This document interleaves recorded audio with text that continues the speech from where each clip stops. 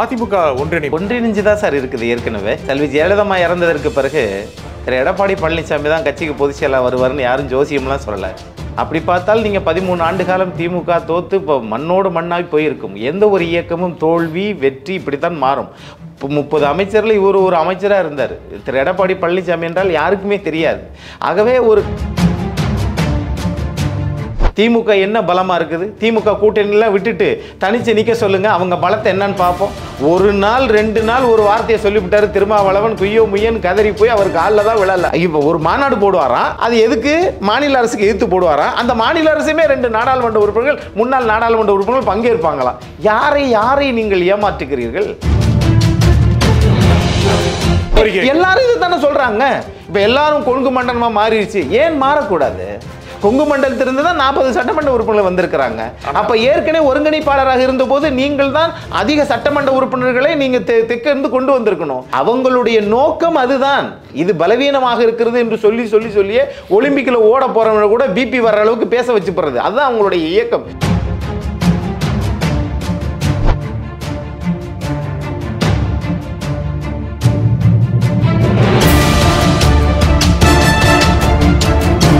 வணக்கம் ஆகாய நண்பர்களே.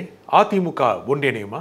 ஓபிஎஸ் சசிகலா வருகைக்கு எடப்பாடி எதிர்ப்பு தெரிவிப்பது ஏன்? இதை பற்றி பேசுவதற்காக விமர்சகர் திரு அக்னீஸ்வரன் இங்கே வந்திருக்கிறார். வணக்கம் திரு அக்னீஸ்வரன். வணக்கம் சார்.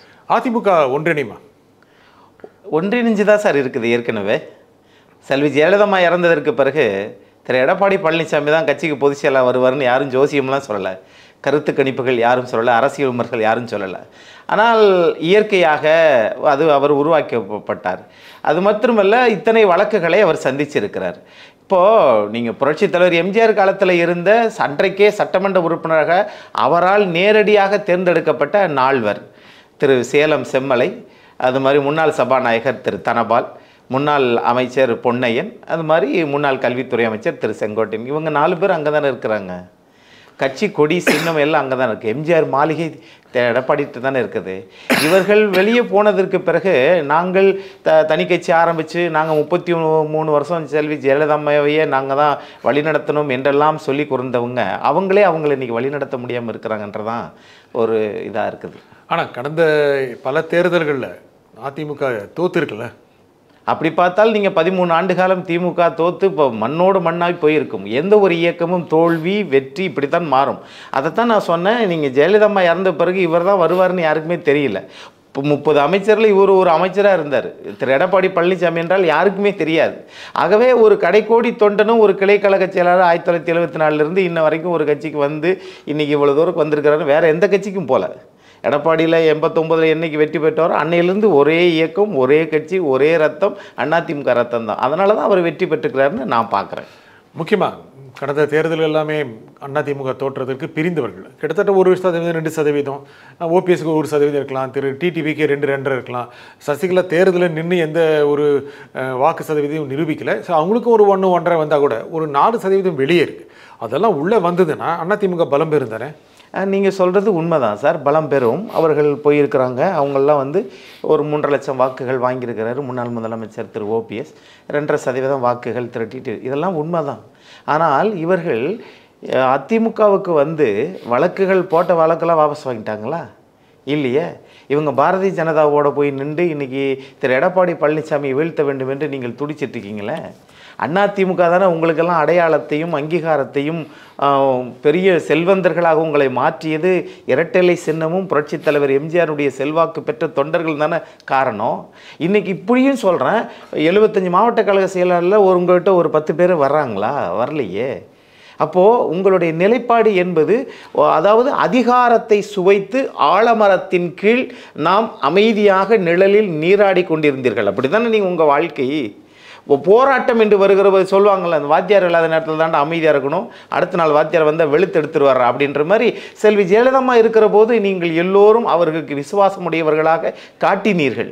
ஆனால் அவர்கள் இறந்து போனதற்கு இப்போ நீங்கள் எல்லாரும் கட்சி வரணும் அப்படின்னு சொல்கிறீங்களா சார்? அவர்களுக்கு வாக்கு சதவீதம் இருக்கிறதா?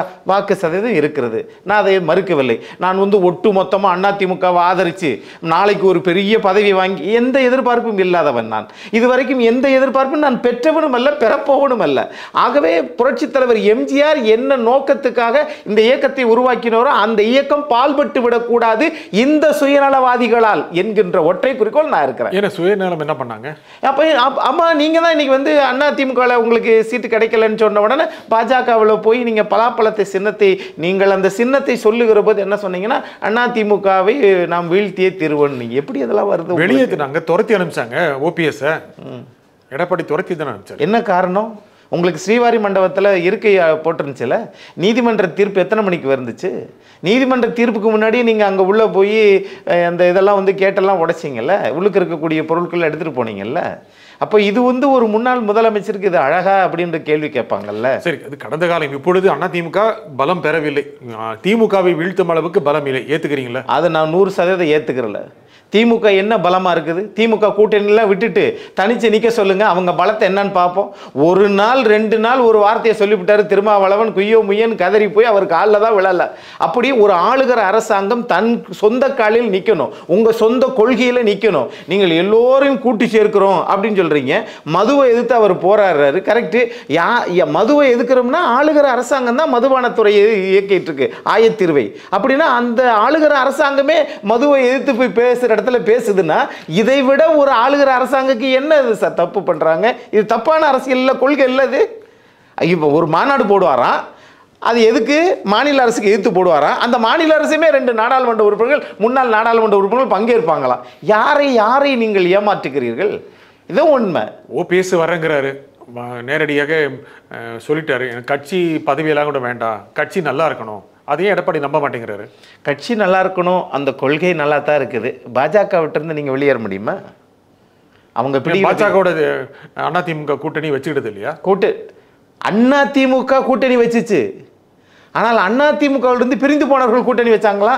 இப்பயும் நான் கேட்குறேன், நீங்கள் அங்கேயே இருங்க, ஒன்றும் பிரச்சனை கிடையாது. தமிழ்நாட்டில் பாஜக ஒன்றும் வளர போகிறதில்ல. அந்த சித்தாந்தத்துக்கு தமிழ்நாட்டில் மக்கள் ஆர்வம் இல்லை. இன்னொரு விஷயம், நீங்கள் வந்தீங்கன்னா என்ன பதவி கேட்குறீங்கன்னு தான் கேட்குறோம். அவர் தான் பதவி வேண்டாங்கிறாரு. அது எப்படி சார்? அவர் சொல்கிறாரு பதவி வேண்டாம் சொல்லியிருக்கிறாரு இல்லையா? அப்போ நீங்கள் நம்புறீங்க? நீங்கள் நம்பலை. நான் நம்பவே இல்லை. எடப்பாடி நம்ப மாட்டார். அதெல்லாம் 100% நம்ப மாட்டார். எடப்பாடி நம்ப மாட்டார். நம்ப வேண்டிய அவசியமே கிடையாது. ஏன்னா நீங்கள் முதல்ல இங்கே எல்லாரும் சேர்ந்து இருக்கிற போது 19%. யார்? திரு எடப்பாடி பழனிசாமி அவர்கள், முன்னாள் முதலமைச்சர் ஓபிஎஸ் எல்லாம் சேர்ந்து நிற்கும்போது இன்னைக்கு 21% வாங்கியிருக்கிறாரு ஒற்றை தலைமையில். இடம் கொஞ்சம் அதிகமாக நின்னாங்க. அது இருக்கட்டும், இடம் நின்றான்னா புதிய பொதுச் செயலாளர் தானே. ஆகவே இவங்க வந்து ராகவானந்த மாதிரியா, ஜெயலலிதா அம்மா மாதிரியா? இல்லை, அவரே ஒத்துக்கிறாரு. நான் திரு எடப்பாடி பழனிசாமி ஐயனா, நான் ஜெயலலிதா அம்மாவோ புரட்சி தலைவர் இல்லை, அவர்கள் காட்டிய வழியில் நான் பயணிக்கிறேன். அந்த மாதிரி இவங்களாம் சொல்லுங்க. இல்லை, அவர் வரங்கிறாருல்ல ஓபிஎஸ். ஏன் பயப்படுறாரு எடப்பாடி?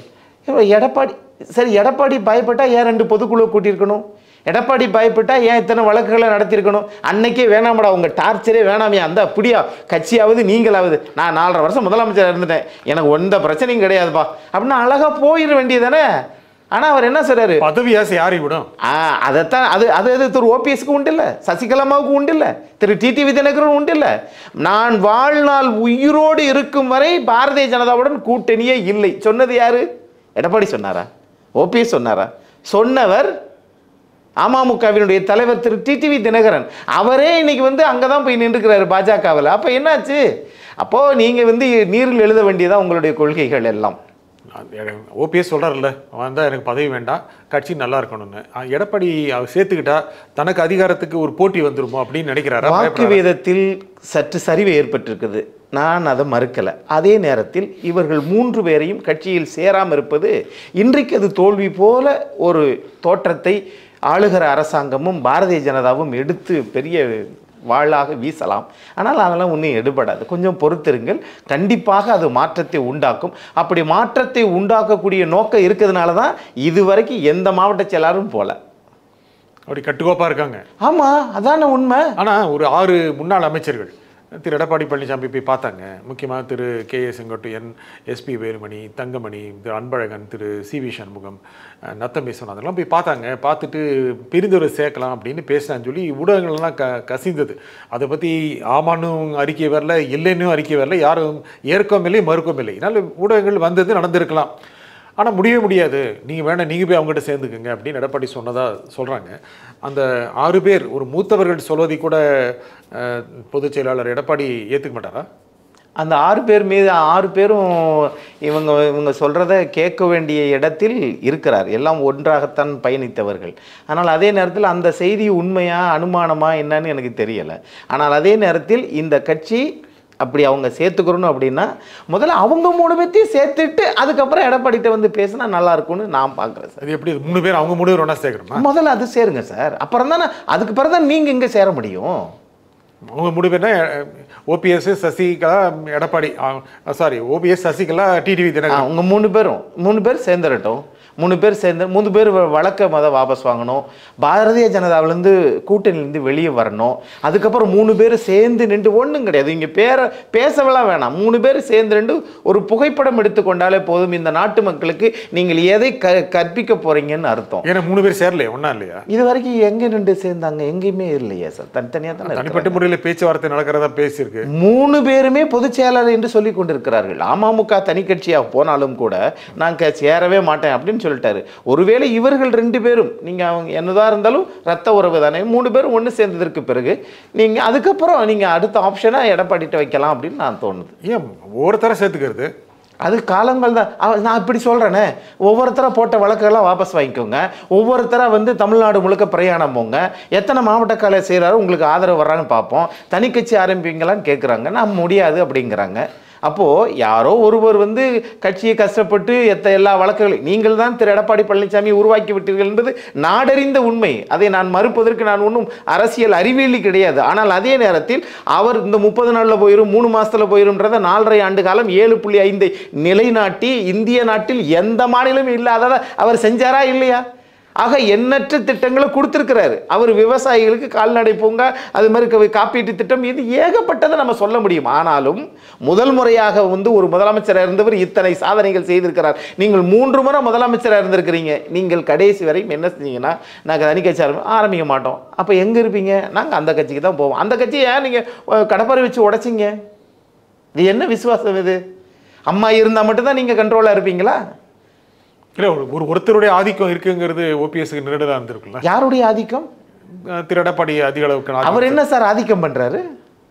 பண்ணலையா? நீங்க பொதுக்குழுலாம் சேர்ந்து தூக்கி போட்டு இன்னொருத்தர் போட்டா இன்னொருத்தர் வர போறாங்க சார். என்ன சார் ஆதிக்கம்? சாதாரணமா சொல்றீங்க நீங்க. உண்மை அதுதானே. கட்சியில யாரு நான் அதைத்தான் முதல்ல சொன்னேன். திரு எடப்பாடி பழனிசாமி 2500 பொதுக்குழு உறுப்பினர்கள் ஆதரித்தார்கள். அதனால் அவர் வந்திருக்கிறார். உங்களை எத்தனை பொதுக்குழு உறுப்பினர்கள் ஆதரிச்சாங்க?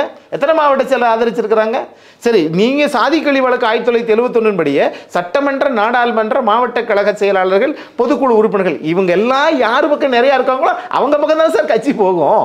அதே எடப்பாடி இன்னைக்கு இருக்குது. இன்னைக்கு நிபந்தனை இல்லாம வந்தா கூட ஓபிஎஸ் வேண்டாம்னு சொல்றாராமே எடப்பாடி. நீங்க நிபந்தனை இல்லை என்பது வேறு. வழக்குகளை வாபஸ் வாங்குங்கள். நீங்கள் 3 பேரும் சேர்ந்து ரெண்டு ஒரு புகைப்படம் மட்டும் தான் சொல்றேன். நீங்க சொல்ற நிபந்தனையா இருக்கு, எடப்பாடி கூட சொல்லல. இல்ல நான் அந்த கட்சிக்காக நான் பேசிக்கிட்டு இருக்கிறேன். எடப்பாடி சொல்ல மாட்டாரு. அவர் ஏன் சொல்லணும்? அவர் வெற்றி பெற்று விட்டார், முதல் பரிசை வாங்கிட்டாரு. நாளைக்கு அது மாறுமா அது எனக்கு தெரியாது. அந்த ஆருடம் எனக்கு சொல்ல தெரியாது. ஆனால் இவ்வளவு கணைகளையும் கர்ணனை போல் தாங்கி கொண்டவருக்குத்தான் அந்த பதவி தகுதியானதாக இருக்கும் நான் நம்புகிறவர். நாளைக்கு இன்னொருத்தர் வருவாரா? கண்டிப்பா வரத்தான் செய்வார். இது காலத்தின் மாற்றம். ஆனா இந்த மாதிரியான பெரிய அனுபவம் மிக்கவர் உள்ளே வந்தா தலைமைக்கு ஆபத்து. எது அனுபவம்? தாங்கிக் கொள்வது அனுபவமா? ஓபிஎஸ் சசிகலா எல்லாம் உள்ள வந்தாங்கன்னா தலைமைக்கு ஆபத்து அப்படின்னு நினைக்கிறார். அப்படி இல்லை, அதை பார்த்தெல்லாம் அவர் பயப்படுறார் நினைக்கலாம். அப்படி நினைக்கலாம், தவறு இல்லை. ஒரு அரசியல்வாதி தலைமைக்கு ஆபத்து நினைக்கலாம்.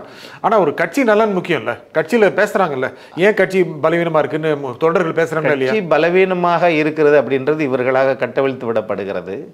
எங்க பலவீனம் ஜெயிச்சு காட்டணும்ல, ஒரு கட்சிக்கு ஜெயிச்சு காட்டணும்ல சார். நீங்க என்ன சார், நீங்க இன்னைக்கு 75 சட்டமன்ற உறுப்பு 10 ஆண்டு கால ஆட்சிக்கு பிறகு ஒரு கட்சி 75 சட்டமன்ற உறுப்பினர்களை வைத்திருக்குது. நான் முன்னாடி இருந்த செல்வி ஜெயலலிதா அம்மா அவர்களோடு ஒப்பிடவே மாட்டேன். ஏன்னா ஜெயலலிதா அம்மாவை வந்து நீங்க புரட்சி தலைவர் எம்ஜிஆரோட ஒப்பிட முடியாது. இவங்க 2 பேர்த்தையும் எடப்பாடியோட ஒப்பிட முடியாது. இது காலத்தினுடைய மாற்றம். அதனால் நீங்க ஏத்துக்கிறணும். அதே நேரத்தில் அந்த தலைவர்கள் மாதிரி நாம வந்துருவோம் நினைச்சா அதை விட ஒரு தவறு வேறு எதுவும் கிடையாதுன்னு நான் பார்க்குறேன். இல்லை, நான் என்ன கேட்குறேன், தலைமை பதவி போயிருமோ அப்படிங்கிறதுக்காக கட்சி தலைமை பதவி போகுதுன்னு நான் கேட்குறேன். நீங்கள் என்ன ஏற்கனவே இன்னொரு கட்சி ஆரம்பித்து அதில் வந்து எல்லாரும் வெற்றி பெற்று அதில் ஒரு 30 சட்டமன்ற உறுப்பினர் வச்சிருக்கிறீங்களா? இல்லை தேர்தலிலே நிற்காமலே நாம் தமிழர் கட்சி 8% வாக்குகள் வச்சிருக்கிறாரு. அண்ணா காலத்திலிருந்து இன்ன வரைக்கும் யாரும் கூட்டணி இல்லாமல், எந்த கட்சியோடையும் கூட்டணி இல்லாமல் தனிச்சு ஒரு நின்ற கட்சி நாம் தமிழர் கட்சி. அது தமிழ் தேசிய கொள்கைகளை சொல்லி திராவிடத்தை தவறாக பேசி இன்னைக்கு 8% வாக்குகளை பெற்றிருக்கிறது. ஒய்நாட்டியும் உங்களால் ஏன் முடியவில்லை? உங்கள் மீது நம்பிக்கை இல்லை. நீங்கள் ஜெயலலிதா அம்மா என்கிற ஒரு பெரிய ஆளுமையின் கீழ் நாங்களும் ஒரு அறிவார்ந்த ஒரு ஒரு இதை வச்சிருக்கிறோம்னு நீங்கள் சொன்னீங்க. அவங்க போனதுக்கு பிறகு வெளிச்சம் வெளியிலே வருகிறதுன்னு நான் பார்க்குறேன். முக்கியமாக இந்த கட்சினாவே 2 ஜாதி கட்சி மாதிரி இருந்த திரு ஓபிஎஸ் இருக்கிற வரைக்கும், சரி ஜெயலலிதா இருக்கும் பொழுதே இது தேவர் கட்சி அப்படிங்கிற ஒரு முத்திரை குத்துனாங்க. நான் அது சரி தவறுன்னு சொல்லலை. அதுக்கப்புறம் 2 ஜாதி கட்சி, தேவர் கட்சி, நான் கொங்கு வேளாளர் கட்சி, முக்கியமாக கவுண்டர் கட்சி இருந்துச்சு. இப்போது அவரும் போனதுனால முழுக்க முழுக்க அந்த மண்டலத்தை, கொங்கு மண்டலத்தை சார்ந்த கட்சி அப்படிங்கிற ஒரு பிம்பம். ஏன்னா எடப்பாடி பழனிசாமி அவர்கள் தலைமை பொறுப்பில் இருக்கிறனால அந்த முத்திரை இருக்குல்ல. அதாவது சார், நான் ஆகாயம் தமிழில் நிஜந்தன் சார்கிட்ட நான் உண்மையை பேசணும்னு விரும்புகிறேன். எப்படின்னா, ஒவ்வொரு மனிதனுக்குள்ளும் ஒரு ஜாதிய உணர்வுகள் இருக்கும். ஆனால் ஒரு கட்சி, ஒரு நிறுவனம் அப்படின்னு பார்க்குற போது, ஒரு நாடு அப்படி பார்க்குற போது எல்லா ஜாதிக்காரர்களும் அங்கே இடம்பெற வேண்டும் என்கிறது நினைக்கிறது தான் அந்த நாடு நல்லா இருக்குதும், அங்கே தான் வளர்ச்சி பெற்ற ஒரு சமுதாயம் நான் நம்புகிறேன். இப்போ நீங்கள் சொல்லக்கூடியது இந்த அவங்கெல்லாம் ஒரு சமுதாயம், இவங்கெல்லாம் ஒரு சமுதாயம் அப்படிங்கிற ஒரு கரை திரு எடப்பாடி பழனிசாமி அவர்கள் மீது விழுமேயானால் அது விழாதபடி அவர் தன்னை பார்த்து கொள்ள வேண்டும், பாதுகாத்து கொள்ள வேண்டும். காரணம், இந்த கட்சியை தற்காத்து கொள்வதற்குத்தான் உங்களை தலைமைப்படத்திற்கு அமர வைத்திருக்கிறார்கள் என்பது இந்த ஆகாயம் மூலம் நான் அவரை கேட்டுக்கிறேன். சரி, அவருக்கே அட்வைஸ் சொல்றீங்கன்னு நினைக்கிறேன். நான் கேட்டுக்கிறது எல்லாரும் இது தானே சொல்றாங்க. இப்ப எல்லாரும் கொங்கு மண்டலமா மாறிடுச்சு, ஏன் மாறக்கூடாது? கொங்கு மண்டலத்திலிருந்து தான் 40 சட்டமன்ற உறுப்பினர்கள் வந்திருக்கிறாங்க. அப்ப ஏற்கனவே ஒருங்கிணைப்பாளராக இருந்த போது நீங்கள் தான் அதிக சட்டமன்ற உறுப்பினர்களை நீங்க தெற்கிருந்து கொண்டு வந்திருக்கணும். அதை நீங்க செய்ய தவறிட்டீங்க. அன்னைக்கு மட்டும் ஏன் நீங்க செய்ய தவறிட்டீங்கன்னு யாரும் கேள்வி கேட்கலையே. அப்படி இருந்த கொங்கு மண்டலத்தில் பலமாக இருந்த கட்சி கூட கடந்த மக்களவைத் தேர்தலில் கொங்கு மண்டலத்திலேயே வாக்குகளை பாரதிய ஜனதா கட்சியிலும் இணைந்திருக்கிறது. புதிய கட்சிகள் வருகிற போது அடித்து செல்லும் சார். இதெல்லாம் ஒரு பெரிய விஷயமா? காட்டாற்று வெள்ளம் வருகிற போது எல்லாம் மாறத்தான் செய்யும். ஆனால் அது மாய உலகம் என்பதை மக்கள் உணர்ந்து கொள்ளத்தான் போகிறார்கள். எது மாய உலகம்? பிஜேபி ஓட்டு போட்டது. ஆமா, அதுல என்ன உங்களுக்கு டவுட்டு? அது மாய உலகம். அவர்களால் தமிழ்நாட்டிற்கு நீங்க அகில இந்திய வானொலி நிலையம் என்று இருந்ததை ஆகாஷ்வாணின்னு மாத்திட்டாங்க. நீட்டுக்கு இந்தியா முழுவதும் விளக்கு கேட்கவில்லை, தமிழ்நாட்டில் எல்லா கட்சியும் விளக்கு கேட்கிறாங்க, கொண்டு வரவில்லை. மிக்ஸாம் புயல்ல ஒட்டுமொத்த சென்னையில் 8 மாவட்டங்கள் நீர்லேயே வந்து கிடந்தோம். எங்க வீடெல்லாம் மூழ்கி போச்சு. யாரும் கேட்பாரற்று கிடந்தோம். மாநில அரசும் வரவில்லை, மத்திய அரசும் வரவில்லை. நாங்கள் பேரிடர் என்றே அறிவிக்க மாட்டோம் அப்படிங்கிறாங்க. என்னது? ஆக இப்படிப்பட்டவர்களுக்கு இங்கு மதத்தின் பெயரால் ஒரு ஆட்சி நடக்க போகிறது, நாங்கள் தான் இங்க வந்து பெரிய பூமலை தூவ போகிறோம்னா அதை நம்புறாமா? இது என்னது? இல்லை, முக்கியமாக கோவையில் 3ஆம் இடத்துக்கு தள்ளப்பட்ட. அதனால என்ன? 27 இடத்தில் பாஜக 4வது இடத்துக்கு போயிருக்கு. அதை பத்தி யாராவது பேசுவோமா? இல்லை, அதிமுக பாஜக ஒண்ணா? தப்பே கிடையாது. அவர்கள் அப்படித்தானே ஒப்புமை படுத்துகிறார்கள். அப்படி பண்ண வேண்டிய அவசியம் இல்லையா? அதிமுக மிகப்பெரிய கட்சி. அவங்களுடைய நோக்கம் அதுதான். இது பலவீனமாக இருக்கிறது என்று சொல்லியே ஒலிம்பிக்ல ஓட போறவங்க கூட பிபி வர்ற அளவுக்கு பேச வச்சு போறது. அதுதான் அவங்களுடைய இயக்கம். ஏன்னா ஒரு 45 லட்சம் பேர் இதுக்காகவே மெனக்கிட்டு வேலை செஞ்சுட்டே இருக்கிறாங்க.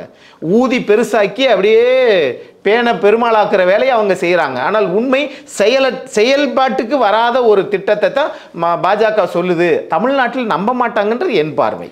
ஆனா அந்த இடத்துலயும் வாக்குகள் போய்விட்டன. ஏற்கனவே தேவர் சமூகம் அதிகம் இருக்கிற பகுதிகளில் வாக்குகள் அதிக அளவுக்கு இல்லை. ஓபிஎஸ்ஓ டிடிபியோ வாக்குகளை லேசாக பிரித்து விடுகிறார்கள். ஒட்டுமொத்த தமிழகத்தில் பல்வேறு இடங்களில் அதிமுக பலவீனமடைந்து கொடுக்கிறது, மூழ்கி கொண்டிருக்கிறது. இந்த ஒரு நிலை உண்மைதானா இல்லையா? சார், நீங்கள் ரொம்ப கஷ்டமான கேள்வி கேட்குறீங்க. அதாவது சார், ஒரு சில பகுதிகளில் இவர்கள் அப்படியே உங்களுடைய வாக்குகள் சரிந்து கொண்டே போகிறது அப்படின்னு சொன்னால் அதிமுக வாக்குகள் தானே அங்கே போய் சரியுது. இவங்க ஒரு அமைப்போ அல்லது ஒரு இயக்கத்தையோ ஆரம்பித்து அந்த சரிந்து போன அதிமுக வாக்குகளை ஏன் அவர்கள் அறுவடை செய்ய தயங்குகிறார்கள்? ஓட்டு போயிருக்கு, ஓபிஎஸ்க்கு போயிருக்கு, டிடிவிக்கு போயிருக்கு, திமுகவுக்கு போயிருக்கு. Correct sir. அந்த வேலையை ஏன் நீங்க செய்ய மாட்டேங்கிறீங்க? திரும்ப நான் அதிமுகக்குள்ள தான் வருவோம் அப்படின்னா என்ன நோக்கம்? அப்ப நீங்களே சேர்ந்து கொண்டு ஆளுங்கட்சியோட திமுகவோட சேர்ந்து கொண்டு திரு எடப்பாடி பழனிசாமி அதிமுக பொதுச் செயலாளராக இருக்க விடக்கூடாது. அதுதானே உங்க நோக்கம். ஜனநாயகம் இல்லை. ஆனா அந்த ஜனநாயகம் பத்தி நீங்க ஏன் கவலைப்படுறீங்க? அப்படி பட்டிருந்தா புரட்சி தலைவர் எம்ஜிஆர் திமுக விட்டு வெளியே போடும்போது கோர்ட்டுக்கா போனாரு, கேஸா போட்டார். நடைபயணம் போனார். எஸ்.எம். துரைராஜன் ஒரு சட்டமன்ற திருவள்ளூர் மாவட்ட செயலர், அவர் தான் வந்தார். அதுக்கு பிறகு 11-12 பேர் வந்தாங்க. அப்புறம் ஆட்சியை பிடித்தார். அவர் கருணாநிதி அவர்கள் வெளியேற்றினார். ஆனால் கருணாநிதி அவர்களை தமிழ்நாடு அரசியல் விட்டே வெளியேற்ற அளவுக்கு 13 ஆண்டு காலம் வனவாசம் செல்ல வைத்தவர் புரட்சித் தலைவர் எம்ஜிஆர் தியாகத்தால். 49 வயசுல தான் சார் வாழ்க்கையை ஆரம்பிச்சாரு. அவர் செஞ்ச தியாகம்லாம் தமிழ்நாட்டில் இனி எந்த மனிதனாலும் செய்ய முடியாது, அதிமுக தொண்டராலேயே செய்ய முடியாது.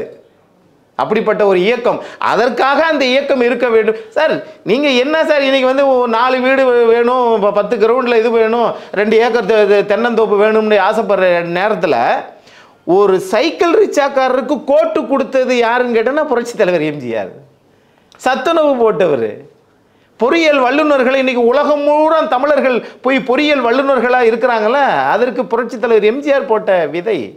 ஆகையினால ஒரு எதிர்கால சந்ததியினர் எப்படி வாழணும்னு நிகழ்காலத்தில் சிந்தித்து ஆட்சி நடத்திய கட்சி அதிமுக. சரி, இந்த சூழ்நிலையில் அதிமுகவை பலப்படுத்தணும், அடுத்த தேர்தலில் வெற்றி பெற செய்யணும், அப்படி இல்லாமல் இன்னொரு 5 வருஷம் கழிச்சு ஆட்சிக்கு வரலாம் அப்படி எடப்பாடி நினைக்கிறாரு. அப்படிலாம் ஒருபோலும் எந்த தலைவனும் நினைக்க மாட்டாங்க சார். சொன்னீங்க இப்ப 1 கோடிக்கு மேல நாம வந்து அவர்கள் வாக்கு வாங்கியிருக்கிறார்கள். 10% வாக்குகள் திமுக குறைந்திருக்கிறது. இவர்கள் 6.5% திமுக வாக்கு, 3.7% மக்கள் நீதி மையம் திரு கமலஹாசன் அவர்களுடைய கட்சியினுடைய வாக்குகள், இவை இரண்டும் சேர்ந்து 10% வாக்குகள் அவர்கள் சரிந்திருக்கிறது. ஆனாலும் நாங்கள் 26% பெற்று வெற்றி பெற்று இருக்கிறோம், 40க்கு 40 அப்படின்னு சொல்றாங்க. இவங்க 2ஆம் இடமோ 3ஆம் இடமோ எனக்கு அது முக்கியம் இல்லை. ஆனால் அவர் 1 கோடி வாக்குகளுக்கு மேலே இவர்களும் பெற்றிருக்கிறார்கள். அப்படி என்றால் மற்ற கட்சிகளை விட முந்தி நிற்பது திமுகவும் அதிமுகவும் தான் என்பதை 2024 தேர்தல் கூட சொல்லுதுன்னு பார்க்குறேன். 26 அதே தான் சொல்லும்ல. அப்படி சொல்லாது, அது மாநில தேர்தல், பொது தேர்தல். ஆக இங்கே வந்து தமிழ்நாட்டில் இப்போ பாருங்கள், போன வாரம் கூட ஏதோ மணலியில் வந்து ஏதோ மின்கசிவு ஏற்பட்டுச்சுன்னு இப்போ சென்னை ஃபுல்லாக இருளில் மூழ்கிறது. ஆனால் திமுக கட்சியினுடைய சின்னம் வேண்டுமானால் சூரியன் எப்போதும் வெளிச்சமாக இருக்கும். ஆனால் அவர்கள் ஆட்சிக்கு வந்தால் எப்போதும் தமிழ்நாடு இருளாகவே வைத்திருக்கிறார்கள். அது ஊழலாக இருந்தாலும் சரி, இதுவாக இருந்தாலும் சரி, 30,000ன்றாங்க, 40,000ன்றாங்க. ஆனால் நம்ம நாட்டில் வந்து ஒரு பிஇ படித்தவங்க 15,000 ரூபாய் சம்பளம் அப்படின்னா ஒரு நாளைக்கு 500 ரூபாய்க்கு ஒரு பிஇ படித்தவர் வேலைக்கு போகிறார் சார். அப்போ அவர்களை பொறுத்தவரை அதை பற்றிலாம் கவனப்படாமல் எல்லா வரியும் ஏற்றியாச்சு, எல்லா டாஸ்மார்களோட இது பண்ணி ஏற்றுறீங்க, 20 ரூபாய் ஏற்றுறீங்க, 45,000 கோடிக்கு விற்கிறீங்க. அப்படின்னா இது எல்லாம் அதனால தான் வேங்கை வயலுக்கு தீர்வு காணாத திருமாவளவன் அவர்கள் இன்னைக்கு மது நிறைய பேர் குடிச்சு சாகுறாங்கன்னு தீர்வு பண்ணுறாரு. இந்த நிகழ்ச்சியிலும் கருத்தில் உரிமையாக திரு அக்னீஸ்வரன், மிக்க நன்றி. ரொம்ப நன்றி. மீண்டும் ஒரு நிகழ்ச்சி சந்திப்போம். நன்றி, வணக்கம்.